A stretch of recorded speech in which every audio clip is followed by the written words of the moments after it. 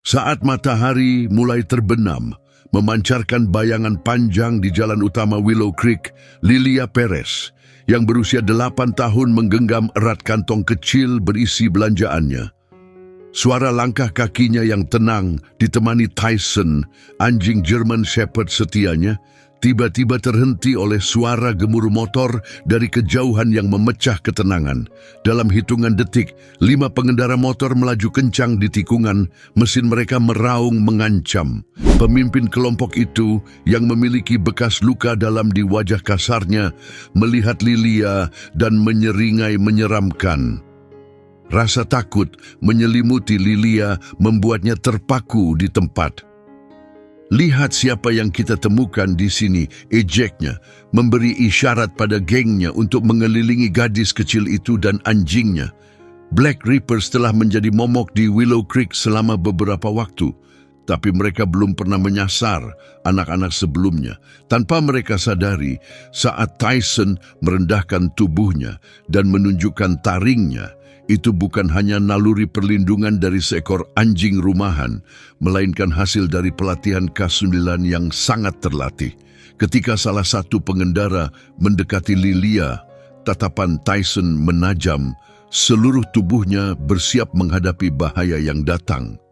Kejadian ini akan meninggalkan jejak yang tak terlupakan di Willow Creek. Klik tombol suka dan beritahu pendapatmu di kolom komentar serta kota asalmu. Sekarang kembali ke cerita kita. Lilia Perez, baru 8 tahun, bukanlah anak biasa di Willow Creek.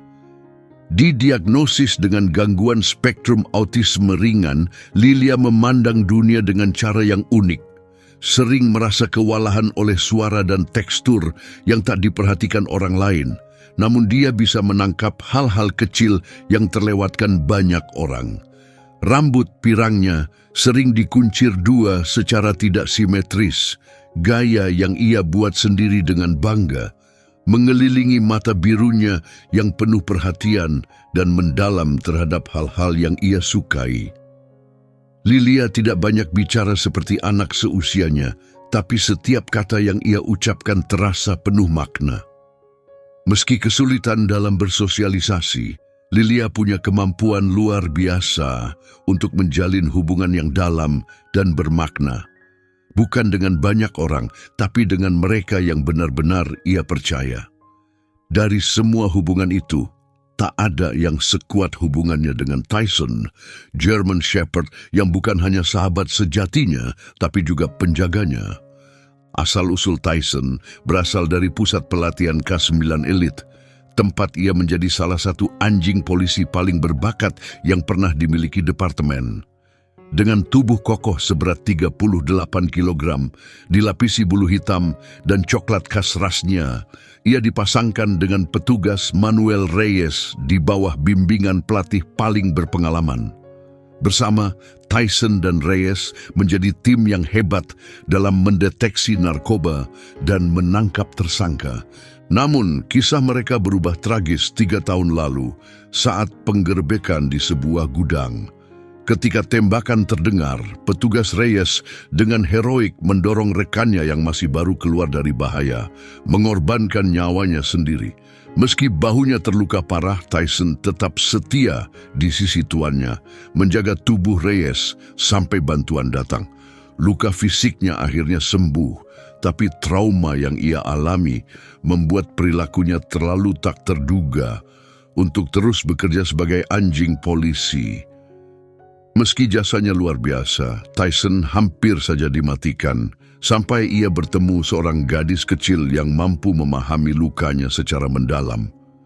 Willow Creek dulunya adalah gambaran sempurna kota kecil Amerika, di mana pintu rumah dibiarkan tak terkunci dan anak-anak bebas bermain hingga lampu jalan menyala.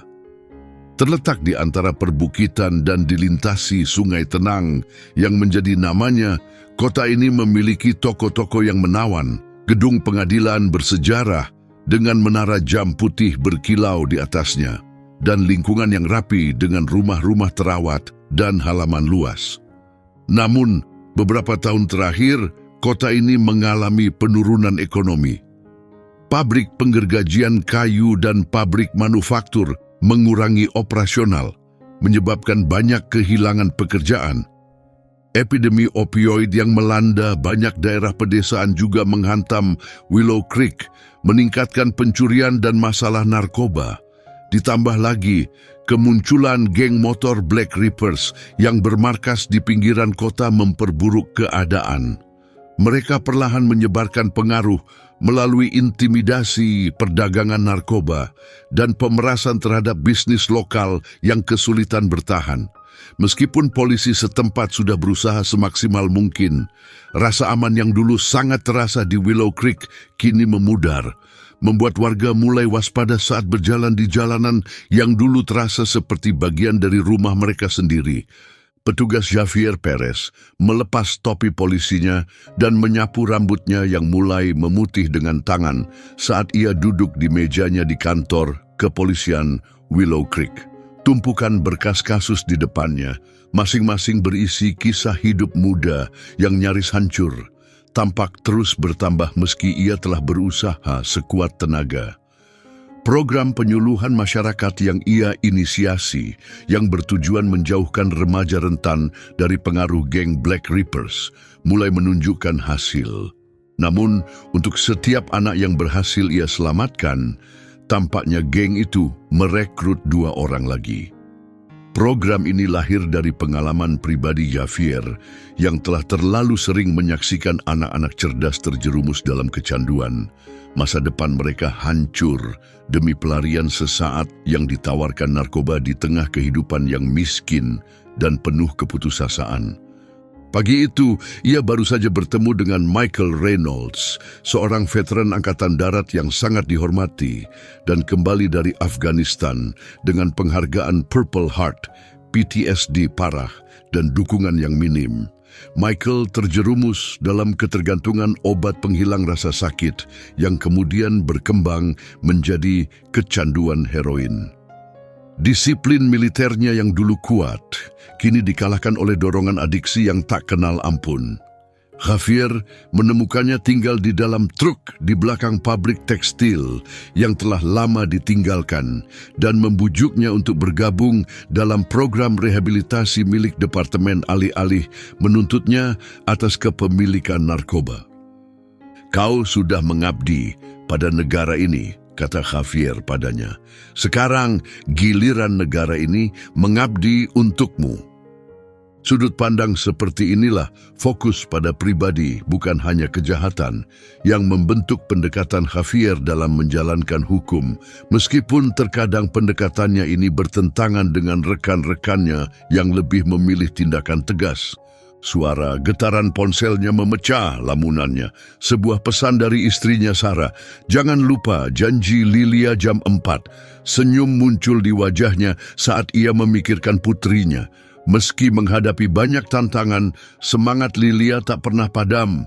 Namun, senyum itu perlahan memudar saat ia teringat perselisihan terakhir dengan Sarah soal Tyson. Awalnya, Sarah menolak ide mengadopsi anjing K9 bermasalah itu, khawatir akan bahayanya terhadap anak mereka yang berkebutuhan khusus. "Kita nggak bisa ambil risiko dengan Lilia," katanya. Tapi Javier melihat sesuatu yang berbeda di mata anjing itu saat Lilia pertama kali berdiri di depan kandangnya, seolah ada pengakuan akan luka yang sama-sama mereka bawa. Momen ketika Lilia pertama kali bertemu Tyson masih sangat jelas di benak Javier. Hari itu ia membawa Lilia ke fasilitas K9 karena pengasuh mereka tiba-tiba membatalkan, dan ia sama sekali tidak berniat mempertemukannya dengan anjing-anjing di sana. Saat ia sibuk dengan dokumen, Lilia berjalan sendiri menyusuri deretan kandang. Ia berhenti di depan kandang Tyson, anjing yang dikenal agresif bahkan terhadap pelatih berpengalaman. Namun kali ini, Tyson mendekati pagar, duduk dengan tenang dan menatap langsung ke arah Lilia. Seketika suasana menjadi hening, seakan ada pemahaman diam-diam. Dalam tatapan itu, Tyson tidak melihat rasa takut atau ragu, seperti yang biasa ia lihat dari orang dewasa. Lilia menunjuk ke arah Tyson dan berkata, dia sedih karena kehilangan temannya. Dia merasa itu salahnya. Ucap Lilia dengan tenang, mengejutkan semua orang dengan kejujurannya. Staf di pusat pelatihan saling berpandangan dengan cemas. Lilia belum pernah diberitahu tentang petugas Reyes. Ketika Javier bertanya bagaimana dia tahu, Lilia hanya mengangkat bahu. Kelihatan di matanya dia butuh kita. Apa yang terjadi setelah itu sungguh luar biasa. Tyson, yang sebelumnya dianggap terlalu tak terduga untuk dilatih kembali atau diadopsi, mulai berubah saat bersama Lilia. Ketika keluarga Perez mulai rutin mengunjunginya, proses pemulihannya berjalan cepat. Para pelatih kebingungan. Tyson, yang dulu galak dan tak bisa dikendalikan oleh profesional, kini berubah menjadi anjing yang sangat tenang saat bersama gadis kecil itu. 3 bulan kemudian, setelah pelatihan ulang dan evaluasi menyeluruh, Tyson resmi mengakhiri tugasnya sebagai anjing polisi dan pindah ke rumah keluarga Perez. Hubungannya dengan Lilia tumbuh menjadi sesuatu yang sangat mendalam. Sarah awalnya masih ragu sampai suatu malam ketika Lilia mengalami kelebihan rangsangan sensorik yang parah. Ia mengurung diri di lemari dan tak bisa dijangkau oleh kedua orang tuanya. Tyson, dengan naluri yang kuat, duduk diam di depan pintu sampai Lilia keluar sendiri, memeluk bulunya. Napasnya perlahan menyesuaikan dengan ritme napas Tyson. Setelah menyaksikan itu, Sarah sepenuhnya menerima Tyson sebagai bagian tetap dari keluarga mereka. Kini, hampir 2 tahun berlalu, Tyson selalu berada di sisi Lilia. Ia menemaninya ke sekolah untuk membantu mengelola kebutuhannya dan duduk dengan sabar saat sesi terapi berlangsung. Anjing yang dulu ditakuti itu kini menjadi sosok penenang dalam hidup Lilia, menjadi pelindung dari dunia yang sering terasa terlalu bising, terlalu terang, dan terlalu kacau baginya. Pagi itu, krisis kecil muncul ketika Sarah menyadari bahwa stok sarapan favorit Lilia habis, salah satu dari sedikit makanan yang selalu bisa ia makan. Perubahan kecil seperti ini bisa mengganggu seluruh hari Lilia, mengingat ia membutuhkan rutinitas yang ketat. Toko terdekat hanya beberapa blok dari rumah mereka, di lingkungan yang biasanya tenang, dan karena Tyson akan menemaninya, Javier cukup yakin untuk membiarkan Lilia pergi sendiri. "Kamu yakin ini aman?" tanya Sarah dengan alis berkerut. "Dia baru 8 tahun. Javier menjawab, "Penting buat dia belajar mandiri. Kita nggak bisa terus melindunginya dari segalanya. Kita bisa lihat tokonya dari sini, dan Tyson akan selalu bersamanya." Setelah berdiskusi, mereka mencapai kesepakatan. Javier membekali Lilia dengan peluit pengaman yang baru saja ia beli, mengingat kondisi keamanan kota yang mulai berubah dan menekankan bahwa Lilia harus langsung pulang setelah belanja. Dari teras rumah, ia mengamati Lilia dan Tyson berjalan di sepanjang jalan Maple. Tangan kecil Lilia menyentuh lembut punggung anjing itu, sementara cahaya matahari pagi menyinari rambut coklat mudanya yang berkilau keemasan. Javier duduk di mejanya, menatap kosong ke layar komputer dengan rasa gelisah yang makin lama makin menusuk. Ia melirik jam tangannya dan sadar bahwa Lilia sudah terlambat 15 menit.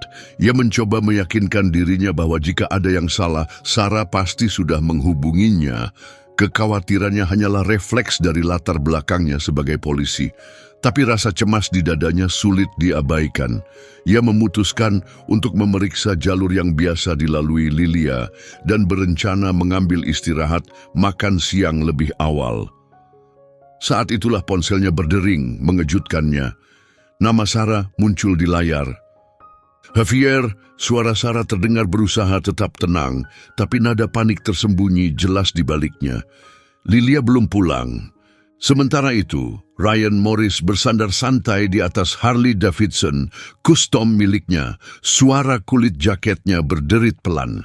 Di usia 43 tahun, ia memancarkan aura berbahaya, terbentuk dari tahun-tahun panjang menjalani hidup di 2 sisi hukum.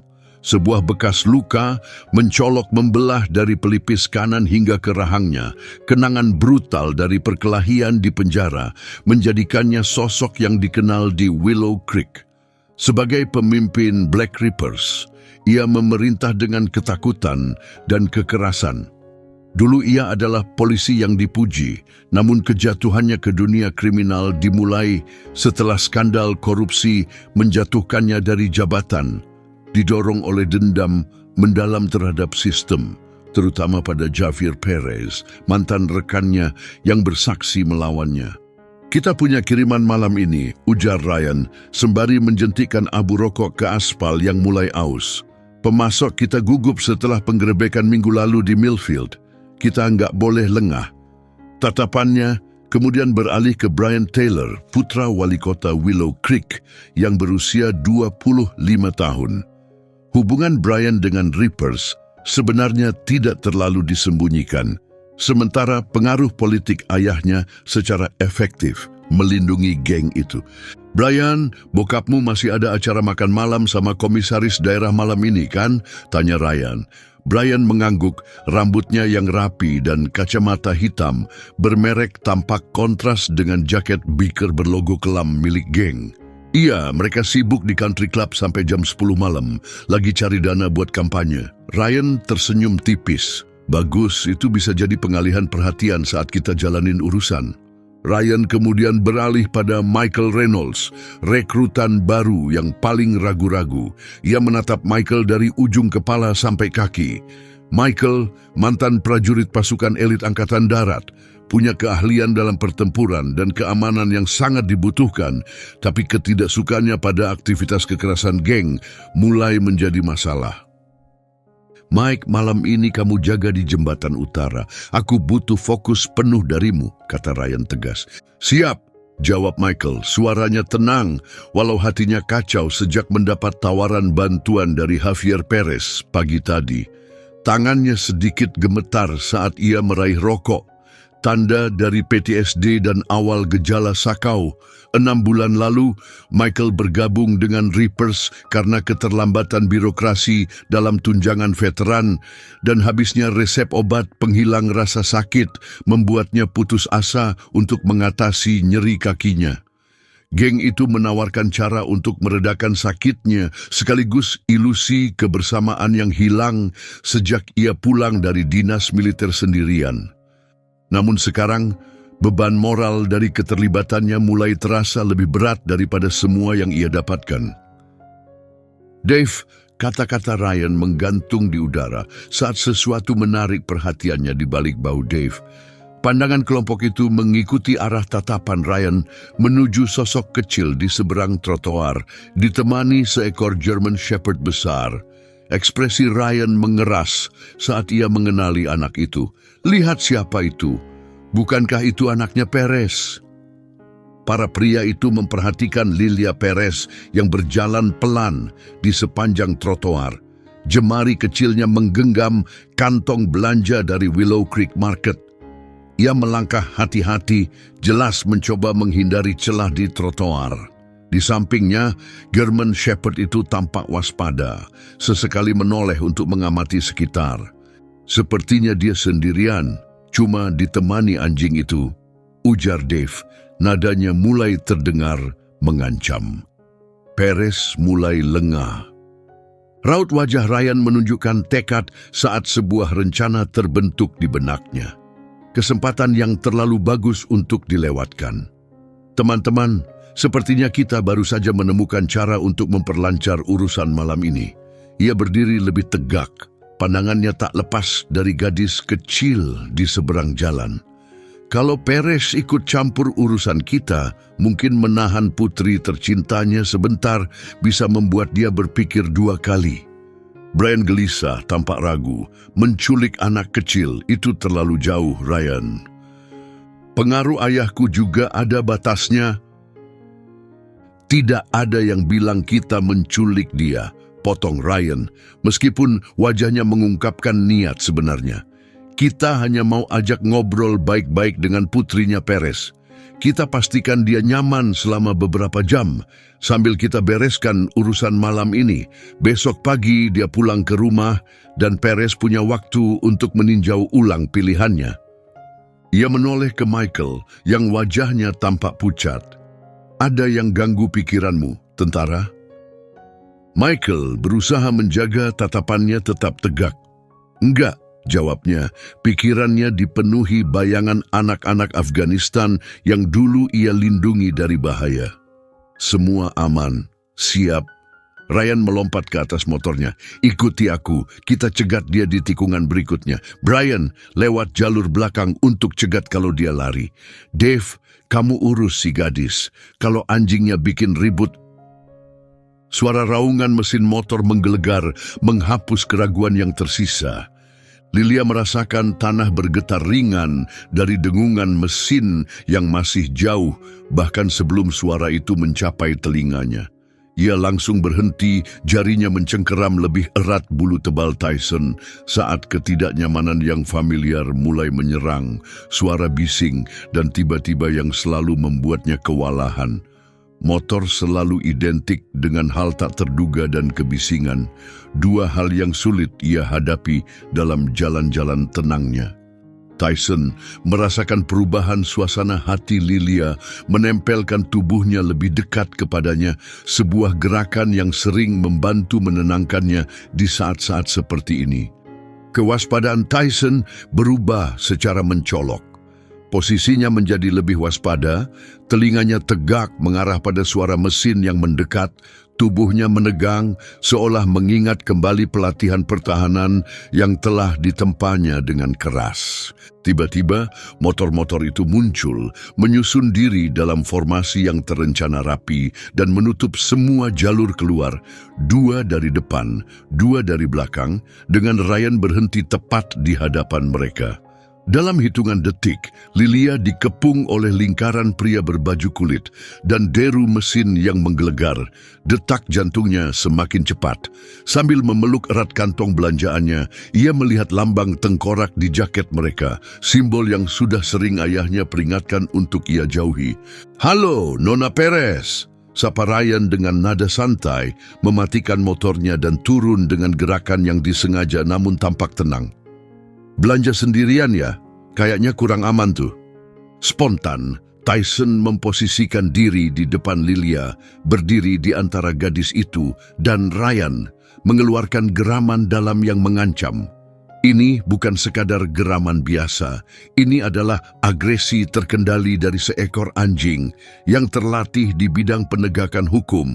Ia mengambil posisi siaga, tubuhnya tegang dan siap menghadapi ancaman apapun.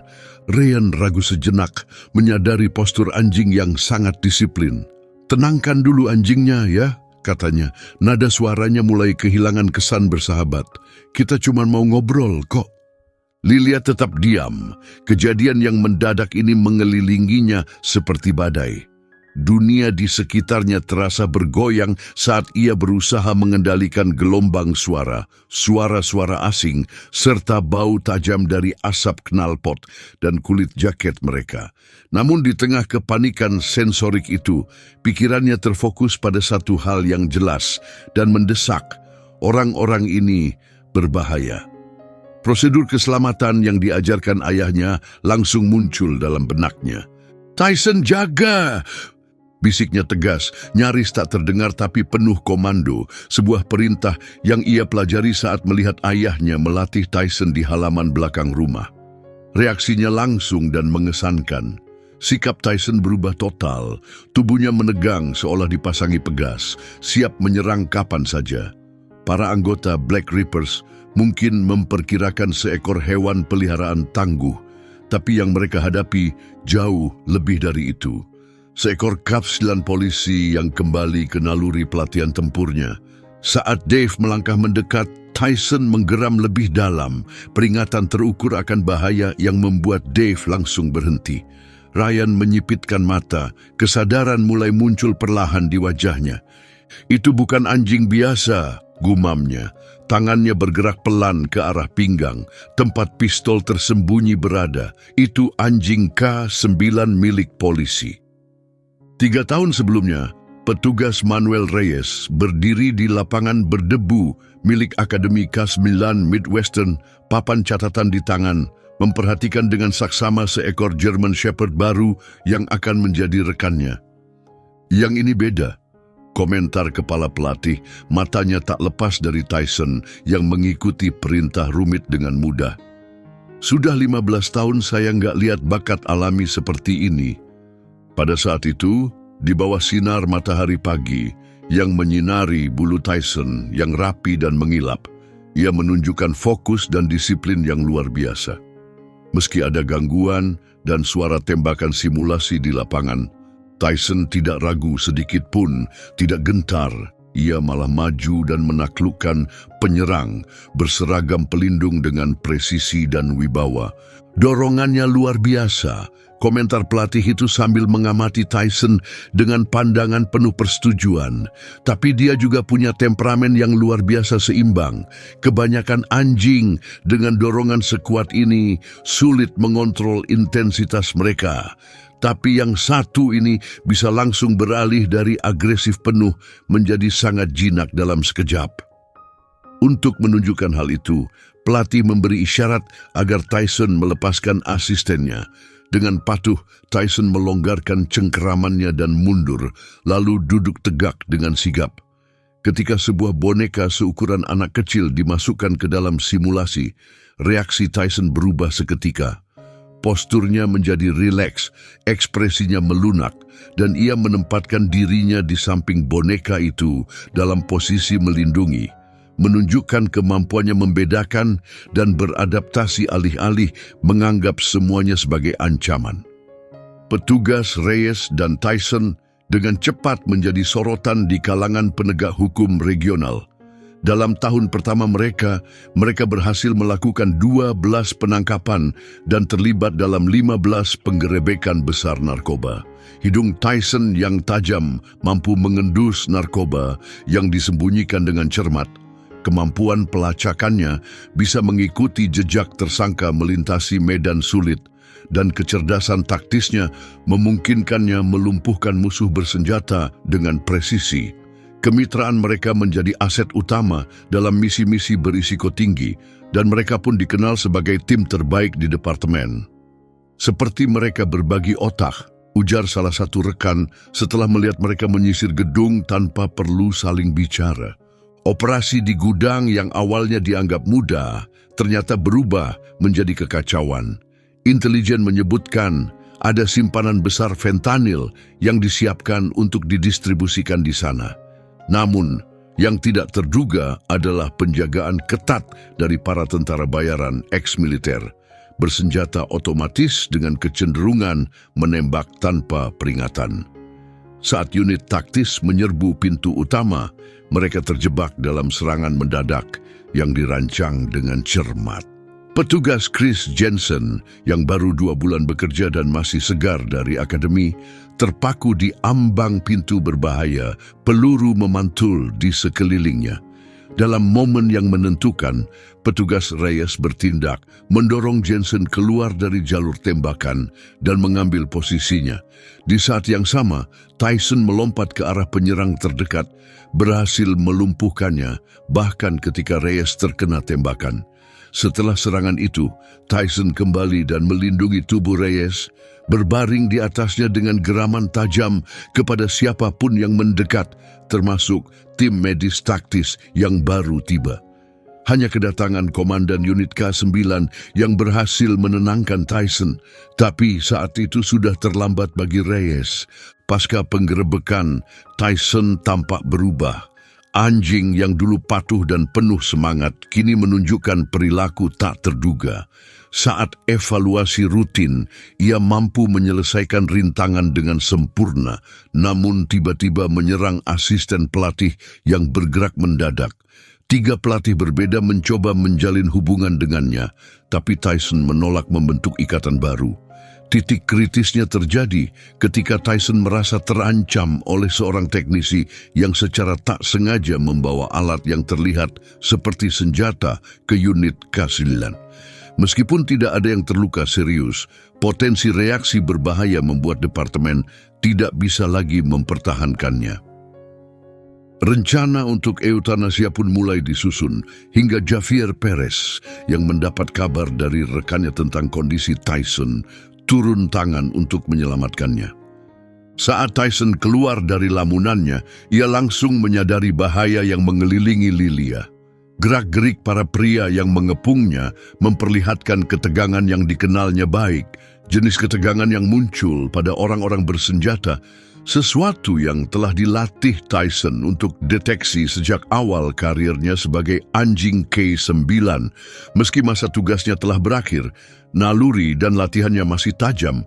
Pemimpin kelompok itu ditandai dengan bekas luka mencolok, mulai menggerakkan tangannya secara halus ke arah pinggang, gerakan yang Tyson kenali sebagai isyarat akan mencabut senjata. "Dave, tangkap anak itu," perintah Ryan. Tangannya sendiri kini mendekati senjata tersembunyi. "Yang lain, urus si anjing." Saat Dave bergerak menuju Lilia, Tyson langsung menerjang dengan presisi tinggi yang menunjukkan betapa dalam latihannya sebagai anggota K9 elit. Rahangnya menggigit erat lengan Dave, memberikan tekanan cukup kuat untuk melumpuhkan tanpa menyebabkan luka permanen. Kemampuan yang dibentuk dari ratusan sesi latihan terkontrol. "Singkirkan anjing ini," teriak Dave. Tangan satunya memukul-mukul tubuh Tyson yang kokoh tanpa hasil. Sementara itu, Brian Taylor berdiri terpaku, wajahnya pucat.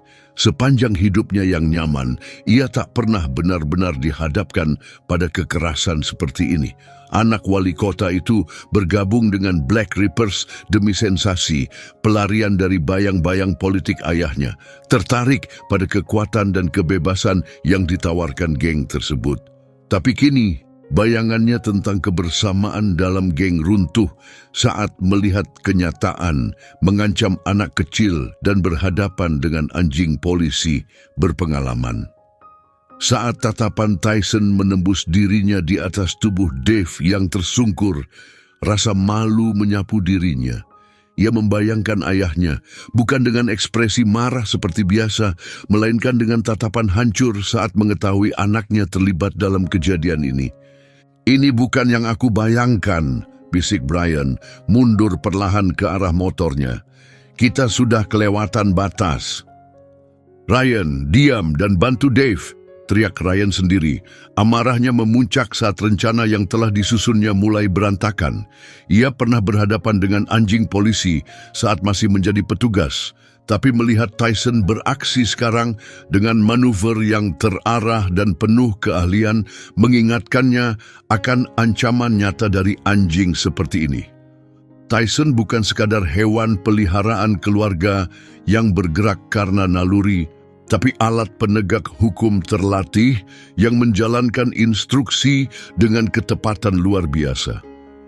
Michael Reynolds menyaksikan semuanya dengan hati yang terombang-ambing. Mantan prajurit pasukan khusus itu pernah memilih bergabung dengan Black Rippers karena keputusasaan saat sistem dukungan yang ia andalkan ambruk, tapi ada batas moral yang tak pernah ia tinggalkan. Masa tugasnya di Afghanistan telah menanamkan prinsip dalam dirinya, lindungi yang tak berdaya, terutama anak-anak.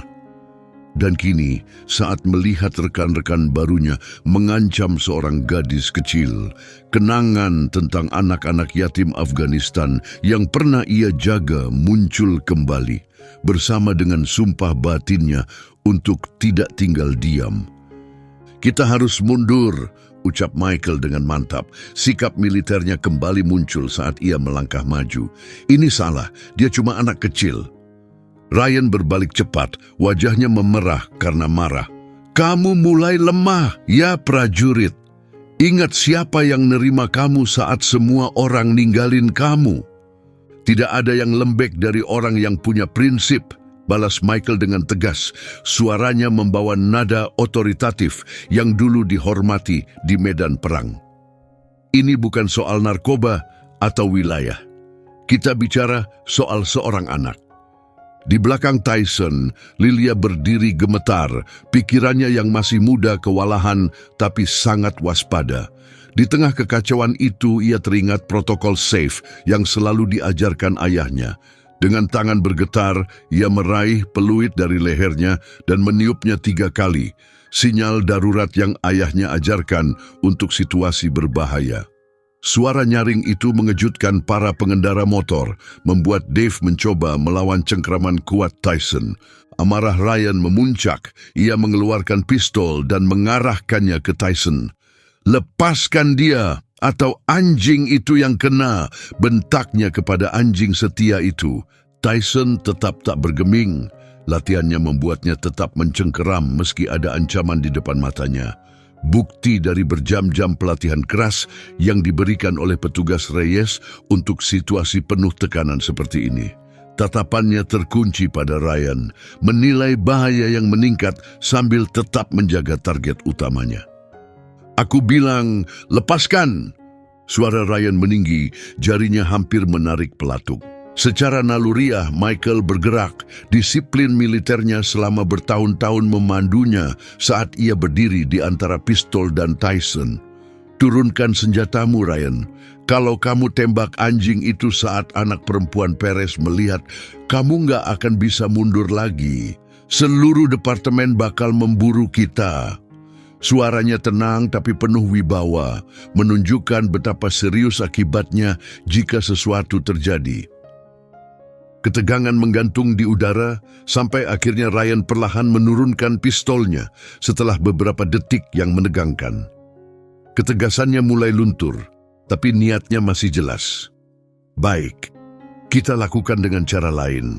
Ia melirik ke arah Lilia dengan sinis. "Tunjukkan identitasmu. Suruh anjingmu mundur, atau temanmu Dave bakal celaka." Saat itu, pikiran Lilia penuh dengan tekanan keputusan yang harus ia buat. Ayahnya sering bercerita tentang masa lalu Tyson sebagai anjing polisi yang dilatih untuk melindungi dan melayani. Tapi melihat sisi lain, Tyson sekarang, kekuatan dan ketenangannya yang terukur benar-benar baru baginya. Kesadaran bahwa Tyson memiliki dua sisi, teman lembut sekaligus pelindung disiplin, membuatnya terdiam dalam kenyataan yang keras. Mengumpulkan keberanian, Lilia menarik napas dalam-dalam. "Tyson," bisiknya, suaranya nyaris tak terdengar di tengah ketegangan. "Lepaskan." Tyson melonggarkan cengkramannya pada Dave, tapi tetap berdiri di depan Lilia, melindunginya. Matanya terus bergerak waspada antara Dave yang mundur dengan kesakitan dan Ryan yang masih memegang senjatanya. Insting pelatihannya membuat Tyson tetap fokus pada Ryan yang ia anggap sebagai ancaman utama. Dave terpincang kembali ke motornya, memegangi lengannya yang berdarah. "Anjing itu patahin lenganku," teriaknya, wajahnya pucat karena kaget dan sakit. "Aku butuh rumah sakit." "Tidak ada yang pergi kemanapun sampai masalah ini selesai," jawab Ryan. Nada suaranya dingin tapi mulai terdengar ragu. Rencananya sudah jauh melenceng dari sekadar menakut-nakuti. Sekarang situasinya hampir masuk ke wilayah hukum yang serius. Ryan tahu jika Perez mengetahui perannya dalam mengancam Lilia, kekuasaannya di Willow Creek akan runtuh. Selain itu, bayang-bayang masa lalunya sebagai polisi mengingatkannya pada konsekuensi hukum berat karena mengancam anak di bawah umur, memperburuk situasinya yang sudah berbahaya. Sementara konfrontasi terus berlangsung, Brian perlahan menjauh dari kekacauan itu, latar belakangnya yang terdidik muncul dalam momen penentuan. "Sudah cukup, Brian," katanya sambil naik ke motornya. "Aku selesai." Tanpa menunggu jawaban, ia menyalakan mesin dan melaju pergi, meninggalkan debu berputar dan sisa-sisa mimpinya yang memberontak. Wajah Ryan berubah marah saat melihat Brian pergi. "Kamu bakal nyesel, anak orang kaya," desisnya. Lalu segera kembali fokus pada situasi yang mendesak. Dengan Dave yang terluka dan kesetiaan Michael yang tak pasti, keseimbangan kekuasaan mulai bergeser. Apa yang awalnya hanya taktik menakut-nakuti, sekarang berubah menjadi krisis besar.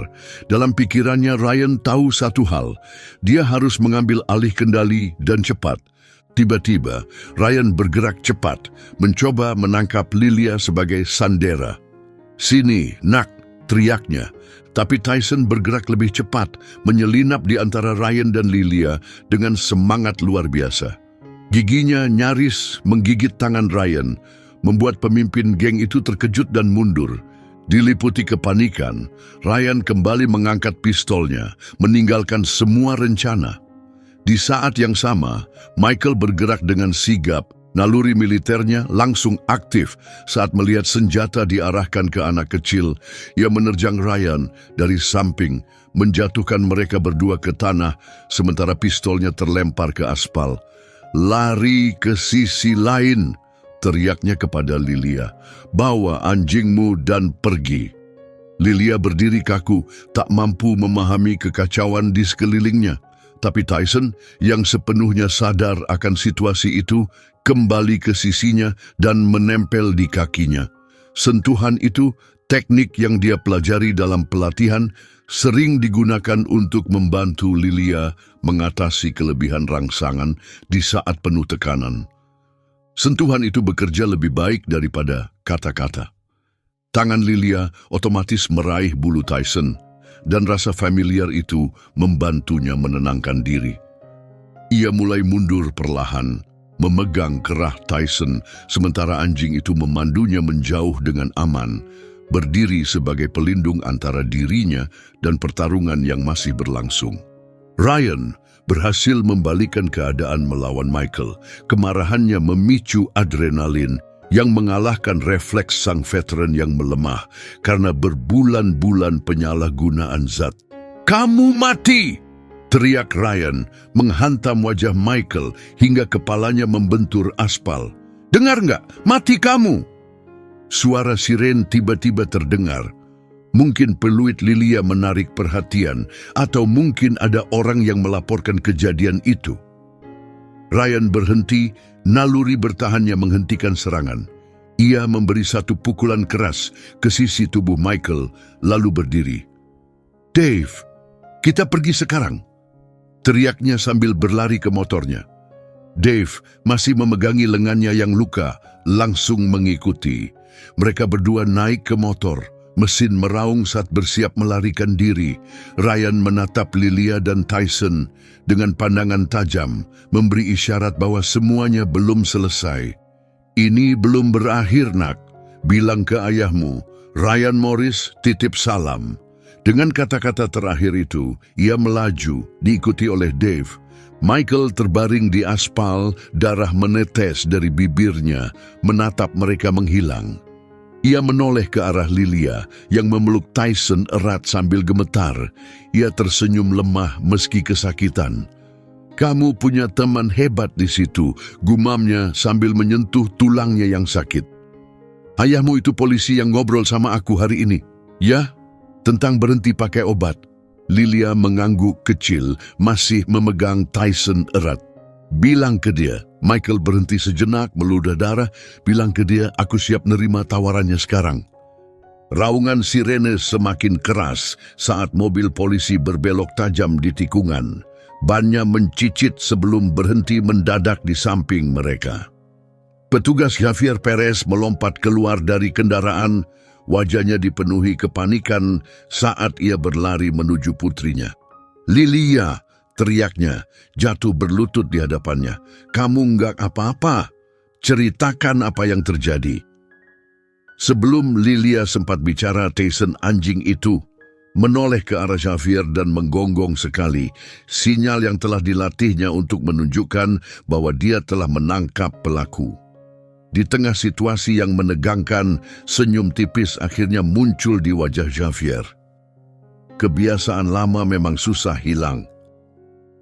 "Ayah," ucap Lilia pelan tapi jelas, sambil menunjuk ke arah Michael. "Dia yang menyelamatkan kami. Orang-orang itu, mereka coba menculikku, tapi Tyson menghentikan mereka. Dan dia," Lilia mengangguk ke arah Michael, "menyuruhku lari." Ia terdiam sejenak, keningnya mengernyit saat ia berusaha menyampaikan pikirannya di tengah emosi yang meluap. Sekarang dia siap menerima tawaran kerja dari ayah.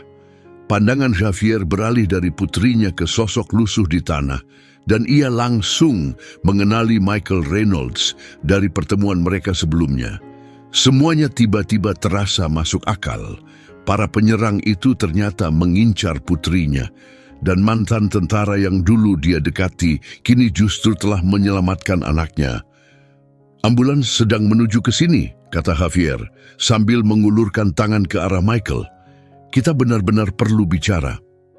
Kesibukan memenuhi Willow Creek Medical Center saat petugas Javier Perez mondar-mandir di ruang tunggu. Radio polisinya sesekali memecah keheningan dengan laporan pengejaran terhadap Ryan Morris dan kaki tangannya. Di dekatnya, Sarah memeluk Lilia erat.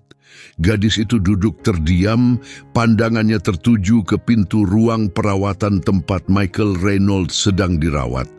Tyson, sang anjing setia, berbaring di kaki Lilia, matanya waspada mengawasi pintu masuk, tubuhnya tegang penuh kesiagaan. Setiap 15 menit, wali kota minta laporan, bisik kepala polisi Thomas Green saat berdiri di samping Javier dekat jendela. Di usianya yang 58 tahun, wajah Green menunjukkan lelahnya 25 tahun di kepolisian, 10 tahun terakhir sebagai kepala polisi di Willow Creek. Anaknya baru saja menyerahkan diri di kantor polisi, mengaku ikut terlibat dengan geng itu. Dia ada di sana saat percobaan penculikan Lilia. Genggaman Javier pada kusen jendela mengencang. "Brian Taylor ada di sana. Apa dia menyentuh putriku?" "Tidak," jawab Green, meletakkan tangan di bahu Javier. Dia mundur saat tahu niat sebenarnya Morris. Sekarang dia bekerja sama penuh memberikan lokasi, operasi, bahkan nama-nama anggota lainnya. Di samping wali kota yang diliputi duka, Javier menarik napas panjang, mencoba meredam amarah yang telah membara sejak menemukan Lilia ketakutan di sudut jalan itu. "Bagaimana perkembangan pengejaran Morris?" "Kami sudah pasang blokade di semua jalan keluar dari wilayah ini, dan polisi negara bagian juga sudah turun tangan. Morris terpojok, dia tahu jaringannya sudah hancur. Dia putus asa," jawab Green, suaranya merendah. "Javier, ada hal lain yang perlu kamu tahu. Morris menyebar cerita ke anak buahnya bahwa kamu mengkhianatinya saat penyelidikan korupsi 3 tahun lalu. Dia anggap ini urusan pribadi." Saat makna dari kata-kata itu meresap, Javier merasakan kejernihan dingin menguasai pikirannya. "Ini bukan kebetulan," ucapnya pelan dengan kesadaran mengerikan yang baru saja muncul. "Dia memang mengincar Lilia untuk menyakiti aku." Sebelum Green sempat menambahkan apapun, pintu ruang gawat darurat terbuka lebar. Seorang dokter mendekati Javier dengan raut wajah serius. "Petugas Perez, Michael Reynolds memanggil Anda. Kondisinya stabil, tapi dia bersikeras ingin bicara sekarang juga." Javier segera mengikuti dokter, melewati lorong-lorong dengan tirai yang memisahkan ruang periksa hingga tiba di tempat Michael terbaring. Wajahnya penuh memar, dengan selang infus terpasang di lengannya. Meski tubuhnya tampak lemah, sorot mata veteran itu tajam dan jernih. Berbeda jauh dari tatapan kosong karena obat penghilang rasa sakit yang dilihat Javier sebelumnya. Michael meringis saat mencoba duduk, tiap gerakannya terlihat menyakitkan. "Kamu harus tahu, rencana Morris bukan sekadar intimidasi. Dia merancang sesuatu yang jauh lebih besar. Pengiriman yang datang malam ini, itu cuma pengalihan," ucap Michael dengan suara tertahan meski kesakitan. Javier menarik kursi dan duduk di samping tempat tidur, condong ke depan. "Maksudmu apa?" Target sebenarnya Morris adalah tempat penyimpanan barang bukti polisi. Ada orang dalam yang akan membuka akses saat pergantian shift. Mereka mengincar barang tertentu dari kasus Johansson tahun lalu. Sesuatu yang sangat berharga dan gak tercatat dengan benar di log, jelas Michael. Cengkeramannya pada pergelangan tangan Javier tiba-tiba menguat, menunjukkan betapa seriusnya informasi itu. "Morris mengaku punya kode aksesmu," kata Michael dengan nada serius. Seketika tubuh Javier terasa dingin. Ia langsung memahami betapa bahayanya situasi ini. Kasus Johansson adalah penyelidikan miliknya terhadap seorang pengusaha lokal yang dicurigai mencuci uang untuk kartel lewat bisnis impor furnitur. Di antara barang-barang yang disita terdapat meja-meja antik dengan kaki yang dilubangi untuk menyembunyikan berlian mentah, detail penyelundupan yang tidak pernah diumumkan ke publik. "Kapan ini akan terjadi?" tanya Javier dengan nada mendesak. "Malam ini jam 9, Morris tetap jalankan rencananya. Dia yakin karena seluruh departemen sedang sibuk mengejarnya, situasinya akan menguntungkan," ujar Michael. Pandangannya melirik ke arah pintu, suaranya menurun menjadi bisikan. "Ada satu hal lagi, Morris bilang dia akan mengambil sesuatu yang sangat berharga bagimu sebelum pergi dari kota ini." Jantung Javier seperti tenggelam saat semuanya menyatu di benaknya. "Dia maksud Lilia," ujarnya langsung berdiri. "Aku harus pastikan keluargaku aman." Ia bergegas kembali ke ruang tunggu, pikirannya langsung menyusun rencana. Saat ia mendekati Sarah dan Lilia, lampu di rumah sakit tiba-tiba berkedip-kedip lalu mati total, membuat ruangan gelap gulita. Dalam beberapa detik kegelapan itu, Tyson langsung berdiri dan menggeram, menunjukkan sikap siaga. Generator darurat menyala dan lampu cadangan menyinari pemandangan yang mengerikan. Ryan Morris berdiri di pintu ruang UGD, pistol di satu tangan dan benda yang tampak seperti pemicu peledak di tangan lainnya. Di sampingnya berdiri Dave dan 2 anggota geng lainnya. Wajah mereka tersembunyi di balik helm motor berpenutup kaca gelap, memblokir satu-satunya jalan keluar. "Semua diam di tempat," teriak Ryan. Suaranya menggema di tengah suara terengah pasien dan staf. "Perez, keluar dan tunjukkan dirimu. Kalau enggak, aku akan mulai menembak orang secara acak."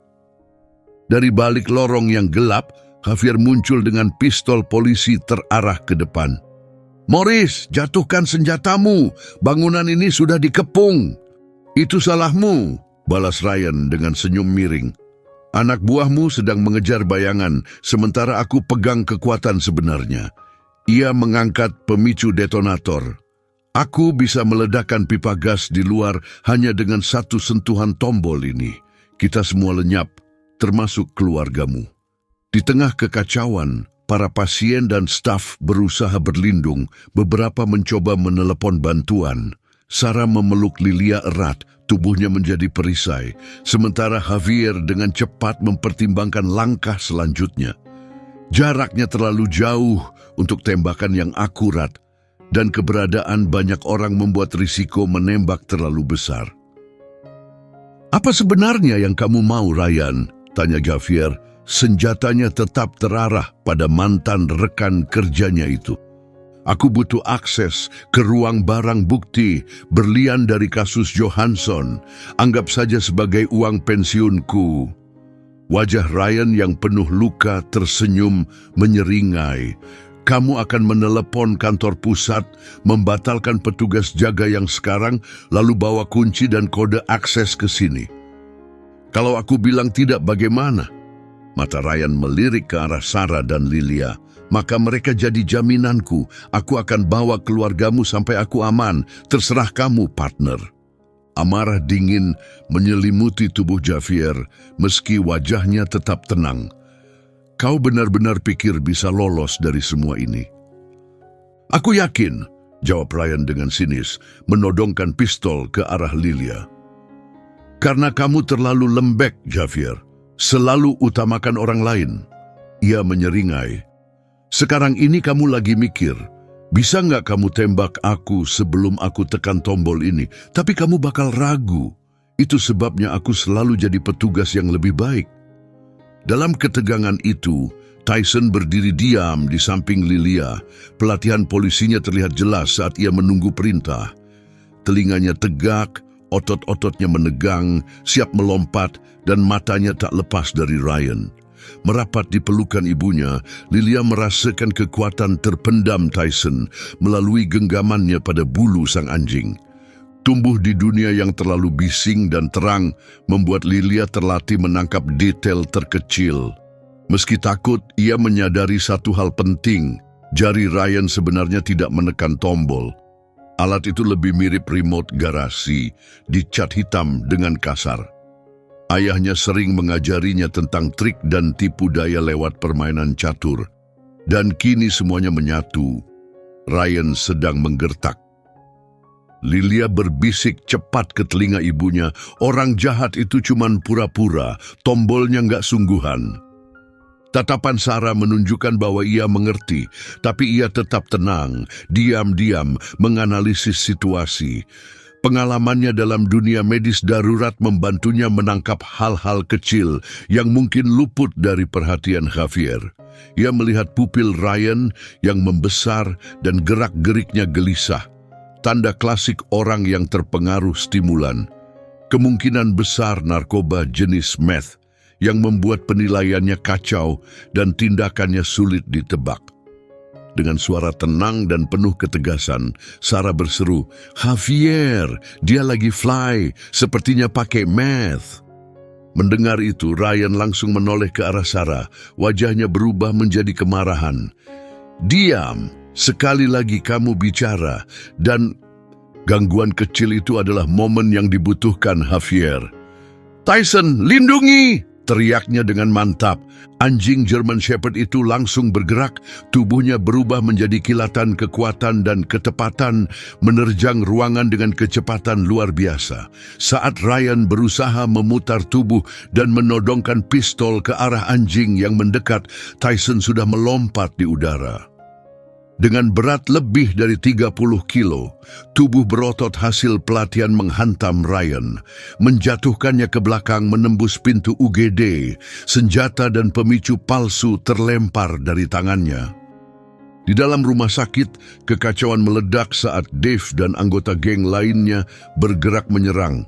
Javier bertindak cepat, menerjang dan menjatuhkan Dave sebelum pria kekar itu sempat menarik senjata tersembunyi. "Polisi, tiarap!" teriaknya sambil bergulat dengan Dave, sementara orang-orang berlarian mencari perlindungan. Di luar, Tyson berhasil menundukkan Ryan, rahangnya menggigit lengan pria itu dengan kekuatan terukur, cukup untuk melumpuhkan tanpa menyebabkan cedera fatal. Ryan meronta, memukul-mukul sisi tubuh Tyson, tapi anjing itu tetap bertahan. Daya tahannya terhadap rasa sakit dan gangguan, hasil latihan bertahun-tahun, membuatnya tak tergoyahkan. Dengan cengkeraman yang tak kendur dan bobot tubuh yang strategis, Tyson membuat Ryan tak berkutik di tanah. "Singkirkan anjing ini dariku!" teriak Ryan, suaranya menggema saat darah mengucur dari luka gigitan di lengannya. Tubuhnya menggeliat tak menentu. Sementara itu, di dalam ruangan, anggota geng Reapers lainnya sudah terkepung saat tim keamanan rumah sakit dengan senjata siaga bergerak mendekat. Menyadari tak ada gunanya melawan, mereka mengangkat tangan menyerah. Di sisi lain, Javier yang baru saja melumpuhkan Dave dengan kuncian lengan, menoleh ke arah pintu masuk melihat Tyson masih menjepit Ryan meski sang pemimpin geng berusaha mati-matian melepaskan diri. "Sarah, pastikan Lilia dibawa ke tempat aman," perintahnya sambil memborgol Dave, lalu berlari ke arah pintu depan. Di luar, kekacauan makin memuncak. Dalam kabut efek narkoba, Ryan berhasil meraih pisau kecil tersembunyi di sepatunya. Saat Javier tiba di luar, ia melihat pisau itu terayun menuju sisi tubuh Tyson. "Tyson, lepas!" teriaknya sambil mencabut pistol. Tyson langsung menurut, melompat menjauh. Tapi pisau itu sempat menggores punggungnya, membuat darah menyembur ke beton. Anjing itu goyah, kehilangan keseimbangan akibat luka tersebut, dan Ryan langsung bangkit, mencoba memanfaatkan momen. "Kau selesai, Morris," ujar Javier. Pistolnya terarah tepat ke mantan rekan kerjanya. Di tanah, Ryan yang babak belur menggenggam erat pisaunya. "Kamu nggak akan berani menarik pelatuknya, Javier. Kamu nggak punya nyali." "Coba saja," jawab Javier, nadanya dingin dan tegas. Kau mengancam keluargaku, aku akan lakukan apapun untuk melindungi mereka. Hening sejenak menyelimuti keduanya. Dua mantan sahabat kini saling mengincar, satu bertahan demi cinta, satu didorong oleh dendam dan keputusasaan. Tiba-tiba, Ryan melirik Tyson yang masih berusaha berdiri meski tubuhnya berlumuran darah. Anjing itu seharusnya sudah disingkirkan sejak lama. Dengusnya, lalu dengan gerakan cepat ia menyerbu ke arah Tyson. Pisaunya terangkat siap menebas. Javier tak ragu. Ia menembak 2 kali. Suara tembakan menggelegar di tempat parkir rumah sakit saat Ryan roboh di tengah serangannya. Pisaunya terjatuh tak jauh dari tubuhnya. Ia terbaring tak bergerak, darah menggenang di bawahnya. Javier mendekat, senjatanya masih terarah. Petugas butuh bantuan, tembakan dilepaskan, tersangka tumbang. Serunya melalui radio, lalu menendang pisau menjauh dan memeriksa denyut nadi Ryan. Tak ada. Setelah mengamankan senjatanya, Javier langsung beralih ke Tyson. Meski terluka parah, anjing German Shepherd itu tetap berdiri. Pelatihannya mengalahkan rasa sakit, tekadnya untuk melindungi tak goyah. Walau darah terus mengalir dari tubuhnya, barulah saat Javier berlutut di sampingnya, Tyson mengeluarkan erangan pelan. Rasa sakit yang selama ini ia tahan dengan gagah kini akhirnya muncul. "Anjing yang hebat!" bisik Javier. Suaranya penuh emosi sambil menekan luka di sisi tubuh Tyson. "Yang terbaik, kami butuh dokter hewan!" Teriaknya ke arah pintu rumah sakit, tempat staf mulai keluar dengan hati-hati. Petugas terluka. Seruan itu membuat tim keamanan rumah sakit segera mengamankan area. Sementara Sarah bergegas datang membawa peralatan medis darurat. "Angkat tanganmu," perintahnya tegas. Profesionalisme medis langsung mengambil alih saat ia memeriksa luka Tyson. Lukanya dalam, tapi tidak mengenai arteri femoralis. Dia butuh operasi, tapi bisa dipindahkan. Saat situasinya semakin genting, suara sirene polisi terdengar mendekat. Semakin keras seiring datangnya bala bantuan. Mobil kepala polisi Green tiba lebih dulu, bannya berdecit saat berhenti mendadak. Ia keluar dengan senjata terarah, tapi segera menurunkannya setelah menilai situasi sudah terkendali. "Markas!" teriak Javier masih menekan luka Tyson. "Target Morris selanjutnya adalah ruang barang bukti. Ada orang dalam." Green mengangguk dengan serius, langsung memberi perintah melalui radio untuk mengamankan kantor polisi dan mengecek keberadaan seluruh personel. Saat petugas lain mulai mengambil alih penanganan di lokasi, Javier merasakan sentuhan lembut di bahunya. Ia menoleh dan melihat Lilia, wajahnya pucat tapi tegar, menatap Tyson. "Dia terluka," ucapnya lirih, suaranya menahan emosi.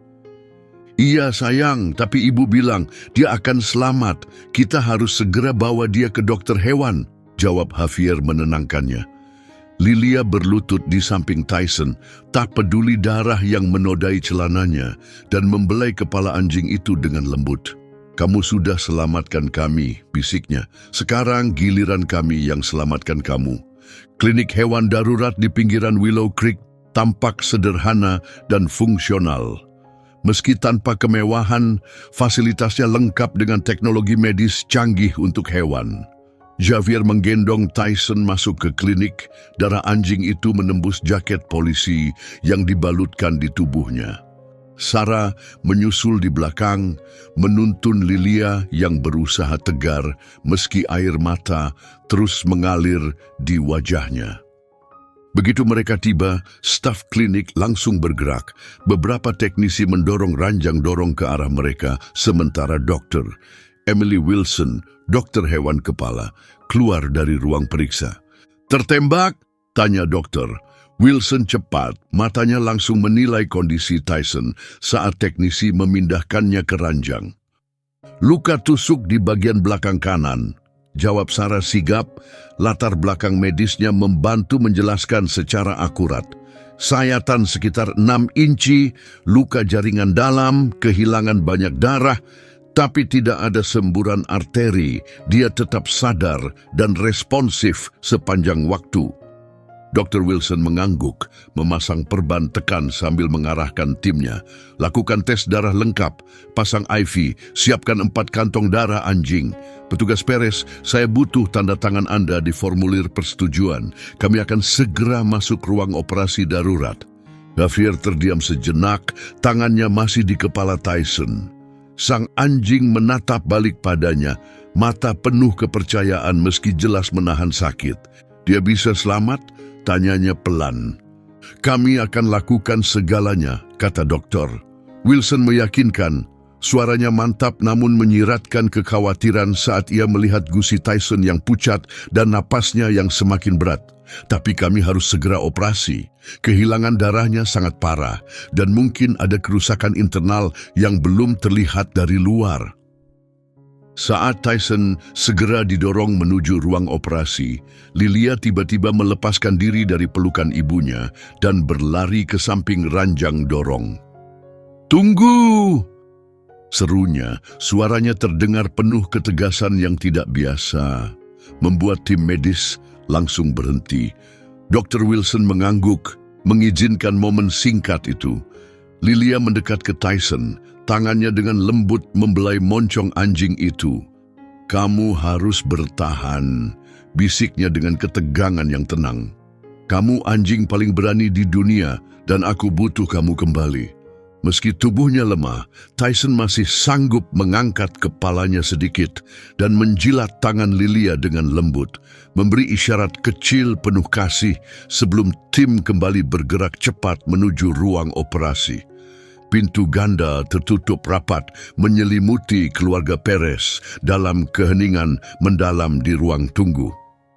"Dia dengar kamu," ujar Javier pelan, berlutut di samping putrinya. "Tyson itu pejuang, dia nggak akan menyerah begitu saja." Lilia mengangguk pelan, pikirannya yang tajam mencoba menganalisis situasi. "Dia kehilangan banyak darah," komentarnya. Suaranya terdengar seperti laporan medis yang dibalut kekhawatiran. "Lukanya sangat dalam, aku bisa lihat otot-ototnya." Sarah mendekat dan meletakkan tangan lembut di bahu Lilia. "Kamu benar sekali sayang, itu luka serius, tapi Tyson sekarang di tangan terbaik." Dr. Wilson adalah ahli bedah hewan terbaik di sini. Jam di ruang tunggu terus berdetak, menit berganti jam. Kepala polisi Green akhirnya tiba dengan kabar terbaru. Rencana jahat di kantor polisi telah terbongkar. Seorang petugas meja bernama Matthews mengaku bersekongkol dengan Ryan Morris. Anggota geng Black Rippers yang tersisa kini sudah ditahan dan Brian Taylor sepenuhnya bekerja sama dalam penyelidikan. "Wali kota kelabakan," kata Green pelan kepada Javier. "Keterlibatan anaknya jadi bencana politik, tapi sekarang dia ingin memperbaiki keadaan. Dia setuju menanggung semua biaya pengobatan Tyson sebagai bentuk itikad baik." Javier mengangguk tanpa berkata. Tatapannya tetap tertuju pada Lilia. Gadis itu duduk kaku di kursi, tubuhnya tegang sambil berusaha menghadapi ledakan sensorik dari lingkungan klinik. Lampu neon yang menyilaukan, bau disinfektan yang tajam, dan suara hewan-hewan terluka menciptakan badai rangsangan yang membuatnya kewalahan. "Dia harus segera pulang," ujar Javier kepada Sarah. "Tempat ini terlalu berat buat dia." Sarah menggeleng pelan. "Aku sudah coba bicara tapi dia nggak mau pergi. Katanya dia nggak akan pulang sebelum tahu Tyson selamat." Mendengar namanya disebut, perhatian Lilia langsung terfokus. "Aku nggak akan pergi kemana-mana," ucapnya tegas. "Tyson nggak akan pernah meninggalkanku." Setelah 4 jam operasi yang melelahkan dokter, Wilson akhirnya keluar dari ruang operasi. Seragam bedahnya berlumuran darah dan tubuhnya tampak letih. Keluarga Perez langsung berdiri bersama, kecemasan tergambar jelas dari wajah mereka, menunggu tanda apapun dari ekspresi sang dokter. "Prosedurnya jauh lebih rumit dari yang kami perkirakan," kata dokter. Wilson sambil melepas penutup kepalanya. Lukanya sangat parah. Pisau itu memotong beberapa otot penting, nyaris mengenai arteri femoralis, dan bahkan membuat retak pada tulang pahanya. Rasa takut menghantam Javier. Dia masih bersama kita. Masih, jawab dokter. Wilson dengan nada serius, tapi kondisinya sangat rentan. Kami berhasil memperbaiki arteri dan memberinya 4 kantong darah. Otot-ototnya rusak parah. Aku harus menjahit lebih dari 100 titik jaringan otot di bagian dalam. Besok akan jadi hari yang paling menentukan. Boleh kami menjenguknya? Tanya Lilia, suaranya lembut tapi mantap. Dr. Wilson ragu sejenak, menoleh ke arah Sarah. Dia sedang dibius penuh dan terhubung dengan banyak alat monitor. Mungkin akan sulit untuk dilihat. Tolong, potong Lilia yang biasanya enggan bicara saat tegang. Dia harus tahu kami ada di sini. Dr. Wilson menimbang sejenak lalu mengangguk. Dia sedang berada di ruang pemulihan. Lampu-lampu di ruang pemulihan redup, menciptakan suasana tenang yang hanya ditemani bunyi ritmis dari alat monitor. Tyson terbaring di atas meja empuk, tubuhnya yang dulu gagah kini tampak jauh lebih kecil di balik selimut termal. Selang pernapasan terpasang di mulutnya dan berbagai infus mengalirkan cairan, antibiotik, dan obat pereda nyeri. Kakinya yang baru dioperasi dibalut tebal dan disangga di atas bantalan khusus. Lilia mendekati meja itu tanpa memedulikan segala rangsangan sensorik yang biasanya membuatnya kewalahan. Fokusnya hanya pada Tyson. Ia meletakkan tangannya dengan lembut di kepala anjing itu, hati-hati agar tidak menyentuh infus di kaki depan. Aku di sini, bisiknya, suaranya menggema pelan di ruangan Henning itu. Kamu berhasil, Tyson. Kamu lindungi aku. Sekarang giliranmu sembuh. Suara monitor tetap stabil, berdetak pelan dan teratur. Namun Tyson masih terbaring diam, sosok yang dulu tangguh, kini rapuh dalam perjuangan untuk bertahan. Dr. Wilson menyesuaikan pengaturan monitor dan memeriksa infusnya. Tanda vitalnya stabil untuk saat ini, katanya pelan, tapi dia masih dalam kondisi rawan. Jam-jam ke depan akan sangat menentukan. Apa peluangnya? Tanya Javier.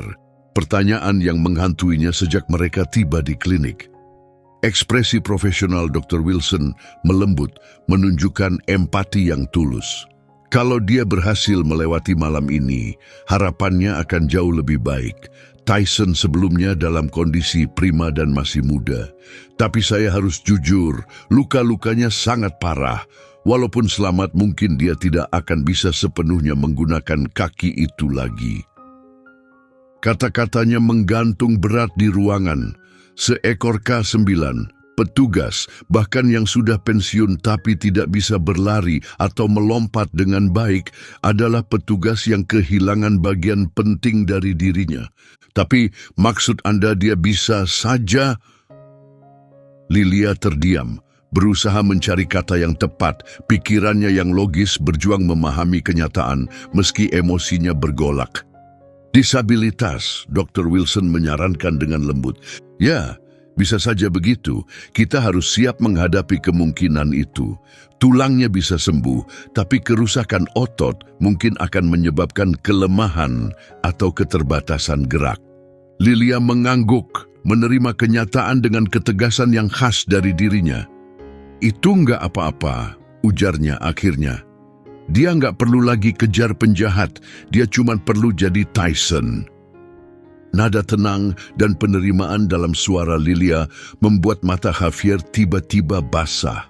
Ia meletakkan tangannya di samping tangan putrinya, mengelus bulu Tyson yang sudah sangat dikenalnya.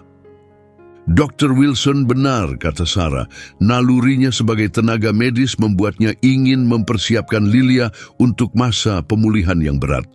Kalaupun Tyson bertahan, pemulihannya akan panjang dan sulit. Mungkin dia tidak akan jadi anjing yang kamu ingat, tapi dia akan tetap jadi Tyson, jawab Lilia yakin. Sama seperti aku tetap jadi Lilia, walau kadang pikiranku terasa berbeda. Malam terus berjalan dan kondisi Tyson mulai memburuk. Demamnya meningkat meskipun berbagai upaya pendinginan dilakukan dan tekanan darahnya turun ke tingkat yang mengkhawatirkan. Dr. Wilson terus memberi perawatan tambahan, namun raut wajahnya makin muram saat melihat hasil monitor. Dia mulai mengalami komplikasi, kata dokter. Wilson kepada Javier dan Sarah, sementara Lilia tertidur gelisah di kursi dekat ranjang. Kerusakan jaringan yang parah memicu respons inflamasi sistemik. Tubuhnya mulai menyerang dirinya sendiri. Apa yang bisa kami lakukan? Tanya Javier dengan suara parau, penuh kecemasan. Kami sudah lakukan semua yang bisa secara medis, jawab dokter. Wilson, sekarang semuanya tergantung Tyson. Pukul 3 pagi, situasi mencapai titik kritis. Detak jantung Tyson menjadi tidak teratur. Layar monitor menunjukkan aritmia yang mengkhawatirkan, sementara kadar oksigennya turun drastis. Tim dokter hewan segera bertindak, memberikan obat darurat dan dokter. Wilson langsung melakukan kompresi dada. Dia kolaps, teriak salah satu teknisi, sambil menyetel pasokan oksigen. Terbangun oleh suara ribut, Lilia langsung tersadar. Sebelum orang tuanya sempat bereaksi, ia berjalan pelan ke area perawatan. Matanya membesar saat melihat tim medis berjuang keras menyelamatkan Tyson. "Jangan tinggalkan kami," bisik Lilia pelan, telapak tangannya menekan kaca dengan kuat. "Tolong tetap di sini, Tyson." Selama 3 menit yang menegangkan, dokter, Wilson dan timnya bekerja tanpa henti untuk menarik Tyson kembali dari ambang kematian. Saat obat darurat mulai bekerja, bunyi monitor jantung yang tadinya kacau mulai membentuk irama yang stabil. Dr. Wilson mundur sedikit, menyeka keringat dari dahinya dan melihat data terbaru. "Keadaannya sudah stabil," katanya dengan nada hati-hati, namun penuh harapan. Tandanya mulai membaik. Lilia berdiri di balik kaca pengamatan. Tangannya yang kecil menempel kuat, seakan mencoba menyentuh Tyson hanya dengan kekuatan pikirannya. Javier dan Sarah, yang kelelahan karena kejadian malam itu, saling menopang di belakangnya. "Dia akan baik-baik saja, kan?" Suara Lilia bergetar, mencari kepastian di tengah emosinya yang bergejolak. Dr. Wilson mendekat ke arah keluarga. Sikapnya yang biasanya dingin kini terlihat lebih hangat. Dia sudah kembali dari batas kritis dan itu sangat positif. Tubuhnya merespons dengan baik, menunjukkan ketahanan yang luar biasa. Kita sudah melewati titik penting, tapi keadaannya masih gawat. Beberapa jam ke depan sangat menentukan. Saat cahaya fajar pertama menyinari Willow Creek dengan kontras yang tajam, kepala Green muncul membawa sebuah map coklat. Wajahnya serius saat meminta bicara empat mata dengan Javier. Mereka masuk ke ruang konsultasi kecil, meninggalkan Sarah dan Lilia di sisi Tyson. "Aku sudah menyelidiki lebih jauh soal masa lalu Morris," kata Green sambil membuka map dan memperlihatkan catatan personel serta ringkasan kasus. "Ada hal penting yang harus kamu tahu, Javier. Masalah ini sudah ada sejak jauh, sebelum kita kira." Javier mencondongkan badan, rasa lelahnya sejenak terlupakan saat mulai membaca dokumen. "Apa yang aku lihat di sini? Ini catatan Morris sebelum dia bergabung di Willow Creek." Jelas Green sambil menunjuk ke detailnya. "Lihat bagian saat dia bekerja di unit K9 Kabupaten 7 tahun lalu." Javier membalik halaman satu persatu. Pikirannya berusaha menghubungkan potongan informasi meskipun kelelahan masih membebani. Lalu dia berhenti, matanya membesar saat membaca bagian tertentu lagi. Rasa tak percaya mulai muncul. "Ini benar? Morris adalah partner pertama petugas Reyes?" Green mengangguk dengan serius. "Benar, mereka adalah tim K9 terbaik selama 3 tahun, sebelum Morris dipindahkan karena sidang disipliner. Reyes bersaksi melawan dia atas tuduhan penggunaan kekerasan berlebihan saat penangkapan. Meskipun Morris akhirnya dibebaskan, dia tetap dipindahkan. Dendam itu bertahan lama, sampai akhirnya Reyes mendapatkan Tyson. Suara Javier pelan, kesadaran mulai muncul. Jadi partner yang menggantikan Morris akhirnya jadi sosok terkenal dengan anjing K9 terbaik di departemen. Tepat sekali, kata Green mengiyakan. Morris bergabung dengan kepolisian kita setahun setelah dia dipindahkan dan dia menyembunyikan masa lalunya dengan Reyes. Aku rasa tidak ada yang menghubungkan semuanya sampai penyelidikanku semalam. Saat dia melihat Tyson bersama Lilia hari ini, dia langsung mengenali anjing milik mantan rekannya, pungkas Green. Ini bukan cuma dendam pribadi terhadapmu, Javier. Ini adalah aksi yang didorong oleh kebencian lama, kesempatan untuk menyelesaikan urusan yang belum selesai di berbagai tingkatan. Javier bersandar di kursinya, beban dari informasi baru itu terasa menindihnya. Aku selalu mengira dendamnya hanya soal tuduhan korupsi, tapi ini benar-benar pribadi. Ada satu hal lagi, tambah Green sambil menarik selembar kertas lagi dari tumpukan. Kau ingat operasi di gudang tempat Reyes tewas? Morris adalah pemimpinnya, dia yang memberi informasi intelijen. Kesadaran itu menghantam Javier keras seperti pukulan di perut. Kau mau bilang Morris menjebak mereka? Ini mencurigakan. Akurasi intelijennya sempat dipertanyakan, tapi waktu itu tidak ada kesimpulan pasti. Sekarang kasus itu sedang kami buka kembali, kata Green dengan wajah serius. Ada kemungkinan Morris terlibat dalam kematian Reyes dan akibatnya juga pada trauma yang dialami Tyson. Percakapan mereka yang intens terhenti sejenak karena ketukan di pintu. Seorang petugas muda masuk, wajahnya menunjukkan kegelisahan. Kepala penggeledahan di rumah Morris yang Anda perintahkan, kami menemukan sesuatu. Ini mungkin penting. Ia menyerahkan sebuah buku catatan kulit yang tampak usang, jelas milik pribadi Morris. Green membolak-balik buku itu dengan cepat, lalu berhenti di halaman yang ditandai dengan tab merah. Ia membaca dalam diam sejenak, lalu menyerahkannya pada Javier, memberi isyarat untuk membaca. Green berbisik, ini dari 2 tahun lalu saat mereka hampir menyingkirkan Tyson karena dia gagal dalam tes rehabilitasi. Saat Javier membaca catatan itu, tubuhnya menggigil saat melihat tulisan tangan Morris. Anjing terkenal milik Reyes akhirnya kehabisan keberuntungan.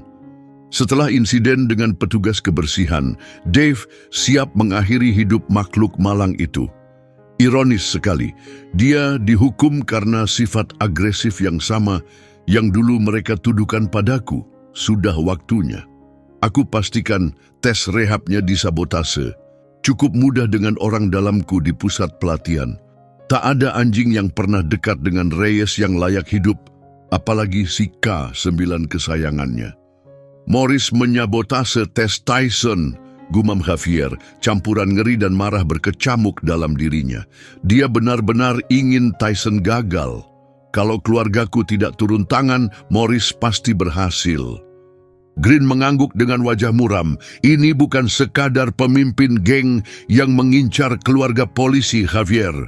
Ini dendam yang sudah lama terpendam. Saat mereka masih mencerna kejutan itu, ketukan lain terdengar. Dr. Wilson muncul, wajahnya datar.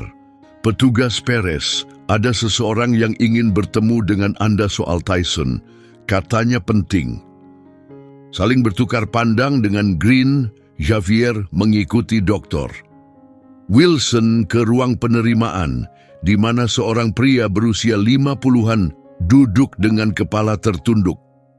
Saat mereka mendekat, pria itu mengangkat kepalanya, wajahnya menunjukkan kelelahan dan penyesalan yang mendalam. Petugas Perez, pria itu berdiri dan mengulurkan tangan. Saya Mark Stevens. Ada hal penting yang harus saya sampaikan tentang anjing Anda. Javier menegang, siaga penuh. Apa yang Anda tahu tentang Tyson? Sayalah yang menyelamatkannya, jawab Stevens dengan suara penuh emosi. Saya ada di penggerebekan gudang saat petugas Reyes kehilangan nyawanya. Saya ada di sana. Green ikut campur, nadanya waspada. Tuan Stevens, Anda mengakui terlibat dalam operasi itu? Tidak, tegas Stevens sambil menggeleng mantap. Saya berada di sana sebagai agen DEA yang menyamar di dalam kartel yang menggunakan gudang itu. Saat situasi menjadi kacau, saya tidak bisa membongkar penyamaran saya, tapi saya juga tidak bisa diam saja. Suaranya sedikit bergetar. Saya yang menelepon secara anonim untuk memanggil pasukan tambahan ke lokasi, dan saya berhasil mencegah para penembak dari kartel membunuh si anjing gembala saat dia mencoba melindungi pemiliknya yang sudah gugur. Javier menatapnya, terkejut oleh pengakuan itu. Kau menyaksikan semuanya. Kau lihat sendiri apa yang terjadi pada Reyes. Stevens mengangguk, wajahnya dipenuhi kesedihan. Morris sudah membocorkan informasi ke kartel selama berbulan-bulan, mengkhianati strategi polisi demi uang. Dia memberitahu mereka waktu penggerebekan dan siapa saja petugas yang terlibat. Semuanya memang sudah dirancang untuk jadi penyergapan. Kenapa baru sekarang kau bicara? Tanya Green tajam. Tangannya refleks bergerak mendekati senjata. Itu karena saya lihat berita tentang rumah sakit, jawab Stevens. Sejak saya keluar dari DEA, saya terus melacak Morris. Ketika saya tahu anjing yang sama masih terlibat, ia terdiam sejenak, menenangkan pikirannya. Saya tidak bisa diam lagi. Anjing, gembala itu juga menyelamatkan hidup saya. Dia sudah menjatuhkan salah satu penembak, dan saat pria itu hendak menembak saya saat saya mendekat ke Reyes, Tyson melompat. Dia bisa saja menyerang saya, tapi seolah dia tahu saya bukan ancaman. Javier merasa sedikit pusing saat beratnya cerita Stevens mulai menyerap. Tyson bukan hanya melindungi Reyes saat penggerebekan, dia bisa membedakan mana ancaman yang nyata. Dia adalah anjing K9 paling luar biasa yang pernah saya temui, tegas Stevens. Selama 20 tahun jadi agen rahasia, bertemu banyak anjing polisi. Tidak ada yang punya naluri seperti dia. Dia merogoh sakunya dan mengeluarkan foto pudar, menyerahkannya pada Javier. Ini saya ambil dari rekaman keamanan gudang sebelum pasukan cadangan tiba. Saya menyimpannya selama ini sebagai bukti bahwa keberanian punya banyak bentuk. Foto buram itu menunjukkan Tyson berdiri dengan posisi siaga di atas tubuh Reyes yang tergeletak. Bulunya berlumur darah, taringnya terlihat dalam geraman saat menghadapi penyerang. Di balik tumpukan peti, terlihat sosok yang pasti adalah Stevens dengan ekspresi terjebak antara menjaga penyamaran dan keinginan menolong petugas yang terluka serta anjing setianya. Tyson bukan gagal tes rehabilitasi karena trauma atau agresi tak terkendali, ucap Stevens dengan lembut. Dia gagal karena dia merasakan ada yang tidak beres dengan para penguji. Morris dulu melatih anjing seperti dia untuk mengenali kebohongan, niat tersembunyi. Apa yang terlihat seperti agresi sebenarnya adalah dia tetap menjalankan tugasnya, melindungi dari bahaya yang tidak bisa dilihat orang lain. Di ruang pemulihan, seolah merasakan kebenaran yang terungkap tentang masa lalunya, Tyson bergerak sedikit. Matanya sempat terbuka perlahan dan menatap lemah ke arah Lilia yang setia tetap di sisinya. Monitor menunjukkan adanya peningkatan halus tapi jelas pada tanda-tanda vitalnya. Dia menunjukkan tanda-tanda membaik, ujar dokter. Wilson dengan harapan hati-hati sambil terus memantau data medisnya. Sarah! Teriak Javier sambil bergegas masuk ke ruang pemulihan, diikuti oleh Green dan Stevens. Saat mereka masuk, mata Tyson terbuka sepenuhnya, dengan kilatan pengenalan ketika melihat Javier. Ekornya bergerak pelan di bawah selimut, gerakan kecil tapi tanda nyata bahwa dia mengenali dan terhubung dengan mereka. Dia mulai bangkit, kata Lilia dengan yakin. Suaranya penuh keyakinan saat membelai kepala Tyson dengan lembut. Dia tahu kita di sini untuknya. 2 minggu telah berlalu sejak konfrontasi dengan Ryan Morris dan kehidupan di Willow Creek perlahan kembali normal. Departemen Kepolisian setempat yang kini diawasi ketat setelah terungkapnya kasus korupsi di antara anggotanya mengalami perubahan besar di bawah kepemimpinan tegas Kepala Green. Geng terkenal, Black Rippers, berhasil dibekuk berkat kesaksian lengkap dari Michael Reynolds dan kerja sama Brian Taylor. Karena keterlibatan putranya, Wali Kota meluncurkan inisiatif rehabilitasi komunitas yang ditujukan untuk membantu remaja berisiko dan para veteran dengan dana besar dari kekayaan keluarganya. Di rumah keluarga Perez, ruang tamu telah diubah menjadi ruang pemulihan bagi Tyson. Berkat sumbangan dari kelompok pendukung veteran, sebuah ranjang ortopedi khusus kini berdiri di tengah ruangan, ditempatkan agar Tyson yang sedang pulih bisa melihat pintu depan dan halaman belakang melalui jendela besar.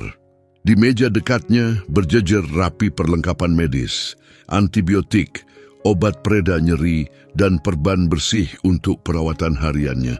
Xavier masuk ke rumah usai menyelesaikan hari kerjanya. Lencana di dadanya kini terasa berbeda setelah semua yang terjadi.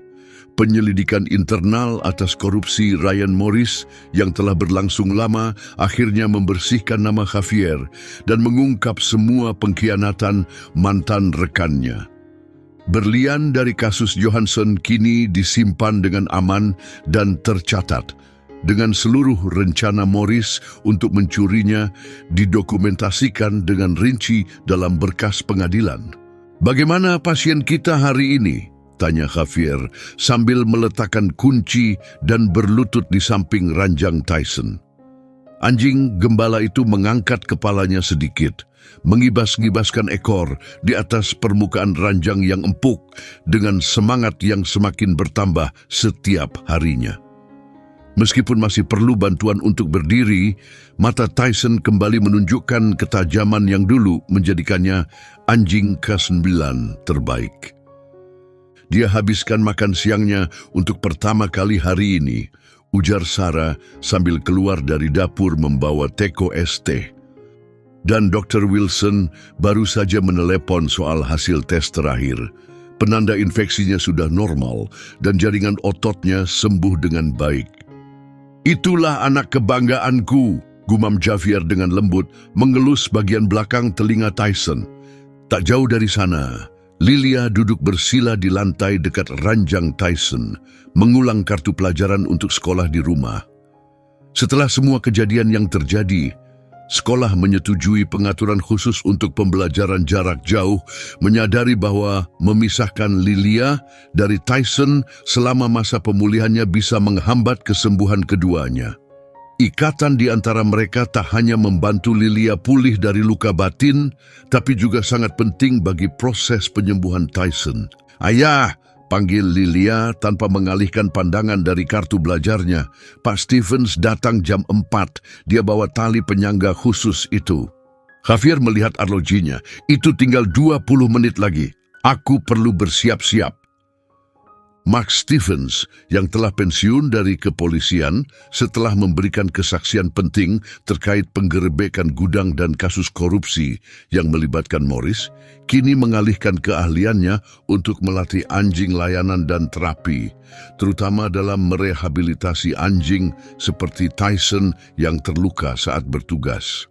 Saat Stevens tiba, ia membawa tali penyangga canggih yang dirancang khusus untuk anjing yang sedang dalam pemulihan cedera pada kaki belakangnya.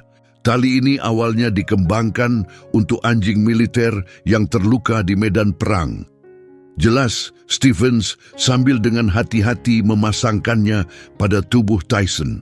Tali ini memberikan dukungan yang bisa diatur sehingga anjing dapat perlahan mendapatkan kembali kekuatannya melalui gerakan alami mereka.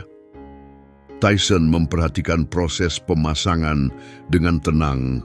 Kepercayaannya pada Stevens semakin dalam setiap kali mereka bertemu dalam sesi latihan. Stevens, yang kini menjadi sosok akrab di rumah keluarga Perez, sangat berharga tidak hanya karena keahliannya dalam rehabilitasi anjing, tapi juga karena pemahamannya terhadap trauma yang dialami Tyson saat penggerebekan, menciptakan ikatan yang kuat dengan si gembala.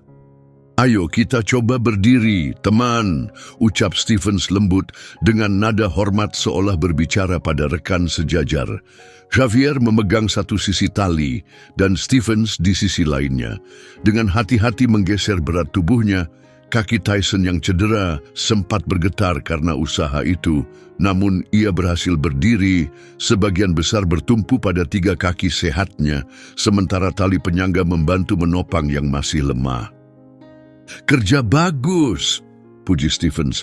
Matanya terus mengamati postur Tyson. Dia makin baik dalam menyeimbangkan berat badannya. Lilia, yang memperhatikan dengan serius, menganalisis gerakan Tyson.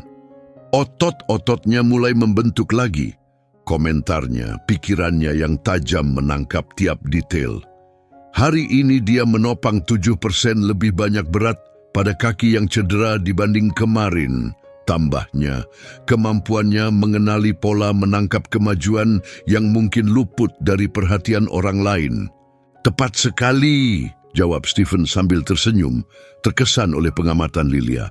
"Matamu tajam sekali, Lilia."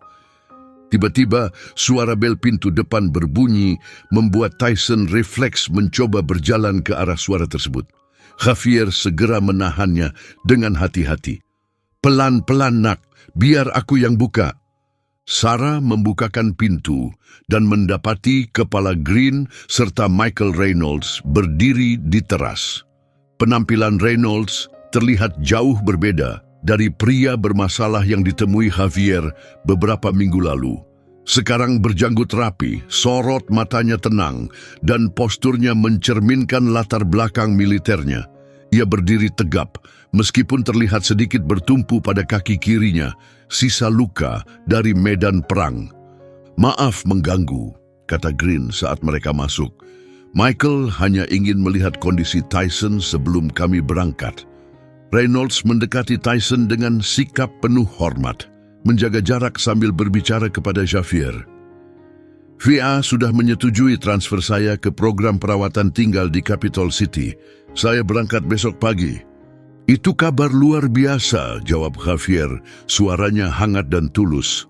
Keputusan Reynolds untuk bersaksi melawan Black Reapers sangat membantu dalam membongkar kelompok tersebut, dan berkat kerja samanya, pengadilan memilih rehabilitasi daripada hukuman penjara. "Berapa lama kamu akan di sana?" tanya Xavier. 6 bulan, jawab Reynolds. "Program lengkap, terapi PTSD, pemulihan dari kecanduan, dan setelah itu pelatihan keahlian kerja." Ia berhenti sejenak, lalu menambahkan dengan nada penuh harapan, "Saya juga diterima di program magang untuk melatih anjing layanan. Saya akan belajar melatih anjing seperti Tyson untuk membantu veteran lainnya." Saat mendengar namanya disebut, Tyson menatap Reynolds dengan tajam, memperhatikannya dengan cermat, seolah berusaha memastikan apakah pria yang berdiri di depannya benar-benar berbeda dari orang yang dulu pernah berdiri di antara mereka yang mengancam keluarganya.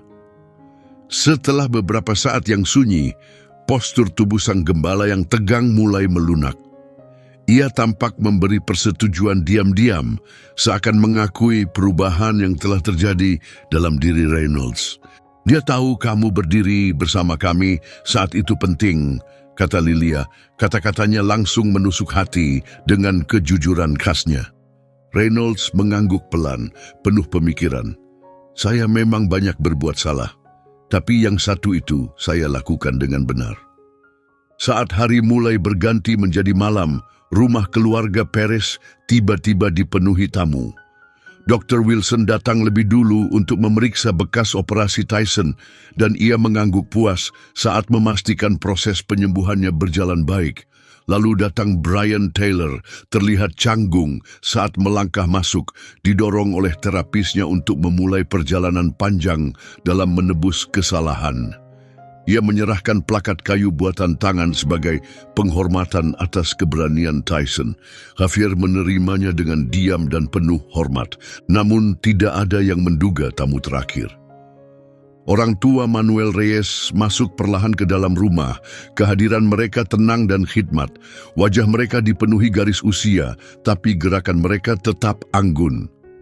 New York, Reyes berlutut di samping Tyson. Air matanya mengalir bebas saat ia meletakkan tangan yang gemetar di kepala anjing itu. "Kami harus datang saat mendengar kabarnya," ucapnya lirih. Membayangkan bahwa setelah semua tahun ini, partner Manuel masih ada, masih menyelamatkan nyawa. Ten Reyes maju dan menyerahkan sebuah kalung kulit usang kepada Javier. Tepinya tampak halus karena waktu. Dia memakainya saat masih kecil, waktu Manuel pertama kali mulai melatihnya. Ucapnya lembut. "Kami ingin dia memilikinya kembali sebagai pengingat dari mana dia berasal dan sejauh mana dia telah melangkah." Saat senja menyelimuti Willow Creek, para tamu terakhir berpamitan dalam keheningan, meninggalkan ketenangan yang lembut. Di dalam, rumah keluarga Perez kembali sunyi. Tyson, lelah oleh hari yang penuh emosi, terbaring damai di ranjang khususnya. Lilia duduk di dekatnya, buku pelajarannya berserakan di lantai. Ia belajar dengan tenang, satu tangan menyentuh bulu Tyson, jarinya bergerak pelan, memberikan kenyamanan tanpa sadar. Dari ambang dapur, Javier dan Sarah berdiri memandangi mereka dalam diam, menyaksikan ikatan sunyi antara putri mereka dan anjing yang telah menjadi jauh lebih dari sekadar penjaga. Dr. Wilson bilang ada kemungkinan dia bisa pulih hingga 80% untuk menggunakan kakinya lagi, bisik Sarah, suaranya lembut penuh harapan, dengan terapi yang tepat dan waktu. Javier terdiam sejenak, lalu mengajukan pertanyaan yang sudah lama membayangi pikirannya sejak serangan itu. Dan kalau tidak, Sarah bersandar padanya, senyumnya lembut. Kalaupun dia tidak bisa, dia tetap akan jadi yang Lilia butuhkan dan yang kita butuhkan. Bagian dari keluarga ini, hanya saja kakinya 4, bukan 2. Larut malam itu, Javier terbangun oleh suara langkah pelan di lorong. Ia bangkit dengan hati-hati dari tempat tidur untuk memeriksa dan mendapati kamar Lilia kosong. Sekilas rasa panik menyelusup di dadanya, tapi langsung reda saat ia melihat putrinya tergulung di lantai di samping ranjang Tyson. Tubuh kecilnya naik turun dalam irama tidur yang dalam. Tyson terjaga, matanya menatap Javier dalam remang cahaya, menyampaikan pengertian tanpa kata, dua penjaga yang terikat oleh sumpah yang tak pernah terucap. Javier tidak membangunkan putrinya. Ia masuk ke kamarnya, mengambil selimut, dan dengan lembut menyelimutkan tubuh Lilia yang sedang tertidur. Ekor Tyson bergerak pelan, seolah memberi persetujuan. Tatapannya berkata apa yang tak bisa diucapkan. "Aku akan menjaganya, selalu." Saat Javier kembali ke tempat tidur, pikirannya melayang ke perjalanan panjang yang telah membawa Tyson ke dalam hidup mereka. Perjalanan yang lahir dari belas kasihan ketika mereka memilih memberi kesempatan kedua kepada seekor anjing polisi yang terluka, alih-alih melepaskannya. Dan lewat keputusan itu, mereka bukan hanya menyelamatkan Tyson. Dalam hal-hal yang paling penting, Tysonlah yang telah menyelamatkan mereka. Dan di keheningan dalam rumah mereka, rumah yang akhirnya utuh kembali, setelah semua yang dilalui, Javier Perez memeluk satu kesadaran hening yang berbisik di hatinya. Keberanian sejati tidak selalu datang bersama lencana atau seragam. Kadang ia hadir dalam bentuk cakar, tubuh penuh bekas luka, dan mata yang tak pernah berhenti mengawasi, mencintai, melindungi. Dan dalam kebersamaan sunyi, antara seorang anak dan penjaganya hidup sebuah ikatan yang tak ternoda oleh kekejaman dan tak tergoyahkan oleh duka, sebuah bukti nyata tentang kekuatan kepercayaan yang diberikan tanpa syarat dan dijaga dengan kesetiaan tanpa henti.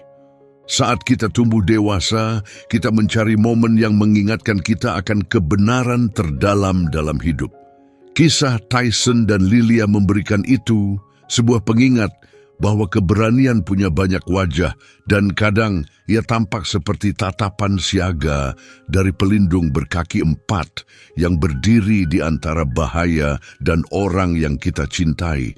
Seperti Tyson, banyak dari kita membawa luka yang tak terlihat, bekas pertempuran yang telah lama berlalu. Namun, saat kita melindungi apa yang berarti, kita menemukan kembali tujuan hidup kita. Hubungan antara Lilia dan anjing, gembalanya menggema sesuatu yang universal, ikatan yang tak butuh kata, tapi tetap kuat di saat-saat tergelap dalam hidup. Saat kita merenungkan jalan kita sendiri, kita mulai memahami kepahlawanan sejati bukan tentang kesempurnaan.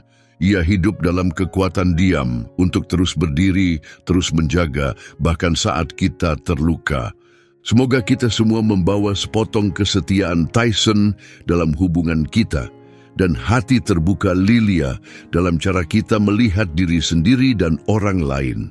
Karena pada akhirnya bukan luka kita yang menentukan siapa kita, melainkan kasih yang kita pilih untuk beri, perlindungan yang kita tawarkan, dan keberanian untuk terus mencintai, bahkan saat itu terasa sulit. Terima kasih telah menonton kisah hari ini. Jangan lupa untuk berlangganan agar tidak ketinggalan cerita lainnya. Tekan tombol suka dan bagikan pendapatmu di kolom komentar. Sampai jumpa di video berikutnya.